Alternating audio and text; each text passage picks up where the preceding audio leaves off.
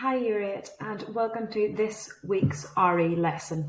So you have been working on your Famous Christians project so far this half term. I read lots of your presentations last week. So last week you were focusing on their childhood, what experience they had growing up, whether they grew up in a Christian faith, what their family background was like. And some of your presentations were very, very interesting, and I learned a lot about some famous Christians.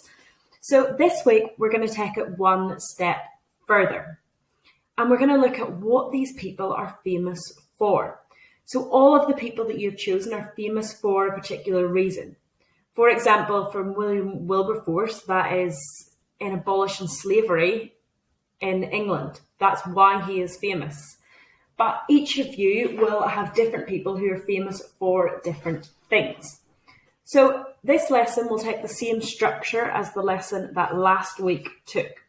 Your first task is to create 5 slides, each answering one of these questions. So as we did last week, it should not just be 3 words on a slide. You can have one short answer as your title of the slide, and then the rest of the slide should have more information. So for example, what are they famous for? If I was doing William Wilberforce, I would not just write abolishing slavery on the slide. I would write abolishing slavery in the title, and then I would add lots more detail below that, explaining exactly how he did that. Okay? So if you have a look through those questions, you'll see number 1 is what are they famous for? Number 2 is how did they do this? Number 3, what trials did they face? So what problems or trials did they face as they were doing this? And then how did they overcome their trials? So you'll find with lots of these people, they had some opposition and they had to overcome this. And then slide 5 is one for you to have a think about. So can you find a Bible verse that might seem relevant to their life? And why did you choose this verse? So if you had to choose a verse in the Bible that summarized their life, what would it be? So for example, love your neighbor. You could use that for some famous Christians who have spent their whole life serving other people. Okay? But you have to explain why you've chosen it as well. So this task 1 should take you about 30 minutes. And it's really important that you do this well so you can do the second task. Okay? So take about 30 minutes on this and make sure your slides are full of detail. Lots of your slides this week have been full of detail, so that's great. So keep that up. And then task 2, you are going to design a newspaper article about your famous Christian. So this article is on what your famous Christian is famous for. So you're going to use all the information that you've got in task 1 and apply it in task 2. So when you are designing a newspaper article, I want you to be slightly creative with this. I don't want you just to write a paragraph. Okay?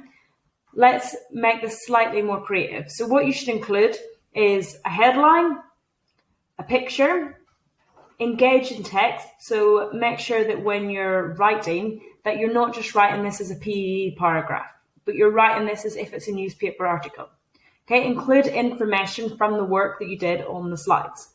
So I'm going to have a look at these and I'm going to mark them, and I will give out house points for the best newspaper articles. So be as creative as you like. I don't mind what you do it on. You can do it on Google Docs, you can do it on slides, do it on whatever you think is going to help. So some advice for you as you do this. So if we look at this newspaper article, you can see first of all there's a clear heading. So straight away, I'm drawn to some of these key words. I know what this is all about. You might remember, so this article is on when England played Bulgaria and there was a real issue with racism in that match. But straight away, without even reading the article, I know what this is about. There's also an image or a picture that summarizes the event. Then you'll see down the left-hand side, there's some other advertisements or linked to stories. You can put that in as well to make it seem more like a real newspaper. And then finally, so text to tell the story. So use engaging language. This is not an essay. It's not a piece of work. It's not a PE paragraph. It's not an exam answer. This is newspaper. So think about how you're writing it. How is that going to change? Okay. So again, if you would like to spend longer than half an hour on this, feel free. I will print some of the good ones out next year and put them up in our nice new classroom on the new site. So if you want to be up on the wall, your work to be up on the wall, then try really hard. So feel free to spend as long on this as you want, but you should be spending at least an hour, okay? I really look forward to seeing some of your newspaper articles, but remember there is task 1 and task 2, and you must do task 1 first before you do task 2, okay? I have looked through some of your work this week, and about half of you have submitted really great work. The other half, either there's bits missing or you've only done part of a task. So please, we've got about 4 weeks left of term. So let's make it count. Let's put in a big effort for the last few weeks. And as always, if you're not sure what you're doing, please just email me and I can help you. Talk to you soon. Bye.